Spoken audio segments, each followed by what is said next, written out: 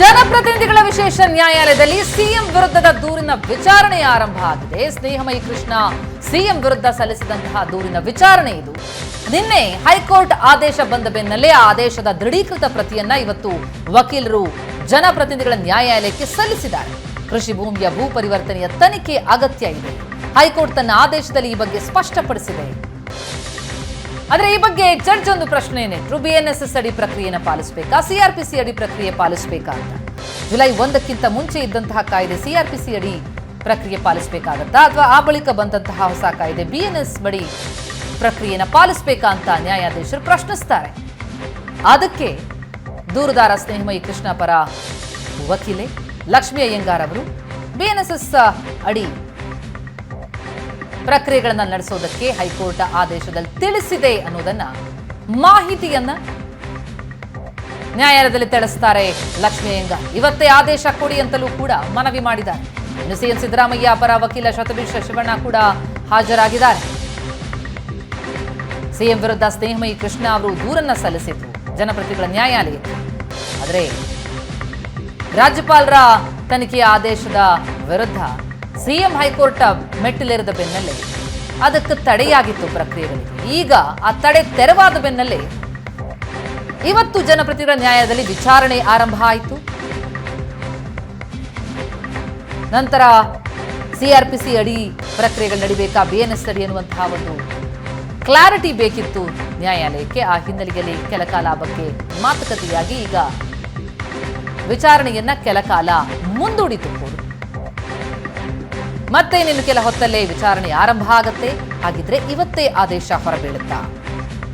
High court ತನ್ನ ಆದೇಶದಲ್ಲಿ ಏನು ಹೇಳಿದೆ ಅನ್ನೋದನ್ನ, ಆ ಆದೇಶದ ದೃಢೀಕೃತ ಪ್ರತಿಯನ್ನ ಜನಪ್ರತಿನಿಧಿಗಳ ನ್ಯಾಯಾಲಯಕ್ಕೆ ವಕೀಲೆ ಲಕ್ಷ್ಮೀ ಅಯ್ಯಂಗಾರ್ ಸಲ್ಲಿಸಿದ್ದಾರೆ. ಪ್ರಕ್ರಿಯೆಗಳ ಕುರಿತು ಇನ್ನಷ್ಟು ಡೀಟೇಲ್ಸ್ ಕೊಡ್ತಾರೆ ನಮ್ಮ ರಿಪೋರ್ಟರ್ ರಮೇಶ್ ಈಗ ಸಂಪರ್ಕದಲ್ಲಿದ್ದಾರೆ. ರಮೇಶ್, ಜನಪ್ರತಿನಿಧಿಗಳ ನ್ಯಾಯಾಲಯದಲ್ಲಿ ಇವತ್ತೇ ಆದೇಶ ಹೊರಬೀಳುವಂತಹ ಚಾನ್ಸಸ್ಗಳು ಕಂಡು ಬರ್ತಾ ಇದೆ. ಸಾಧ್ಯತೆಗಳೇನು, ಏನ್ ನಡೀತಾ ಇದೆ? ಈಗ ವಿಚಾರಣೆಯನ್ನು ಮುಂದೂಡಿಕೆ ಮಾಡಲಾಗಿತ್ತು, ಮತ್ತೆ ಆರಂಭ ಆಗಿದೆಯಾ?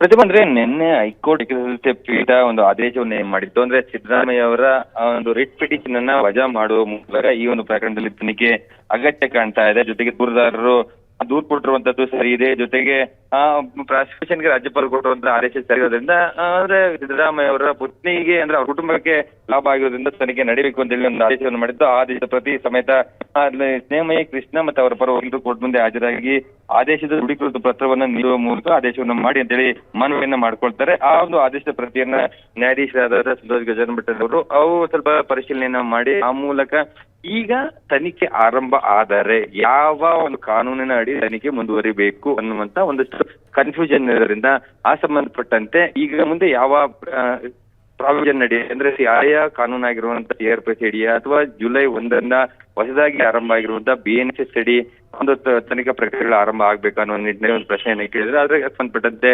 ಸ್ನೇಹಮಯಿ ಕೃಷ್ಣ ಪರ ವಕೀಲೆ ಹಿರಿಯ ವಕೀಲೆ ಆಗಿರುವಂತಹ ಲಕ್ಷ್ಮೀ ಅಯ್ಯಂಗಾರ್ ಅವರು ಕೆಲ ಹೈಕೋರ್ಟ್ ನೀಡಿರುವಂತಹ ಆದೇಶದ ಪ್ರಕಾರ ಜುಲೈ 1ರ ನಂತರ ಆಗುವಂತ FIRಗಳು ಅದು BNSS ಅಡಿ ಆಗಬೇಕು.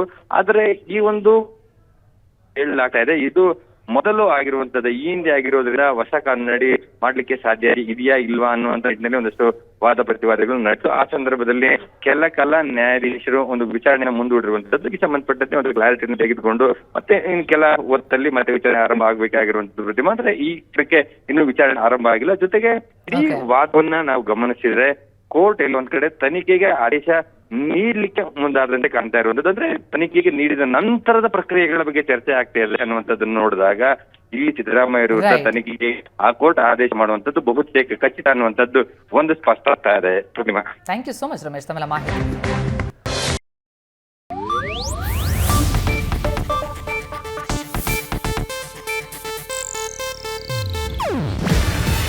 ಇದು ಏಷ್ಯಾನೆಟ್ ನ್ಯೂಸ್ ನೆಟ್ವರ್ಕ್ ಪ್ರಸ್ತುತಿ. ನೀವು ನೋಡ್ತಿದ್ದೀರಾ ಏಷ್ಯಾನೆಟ್ ಸುವರ್ಣ ನ್ಯೂಸ್.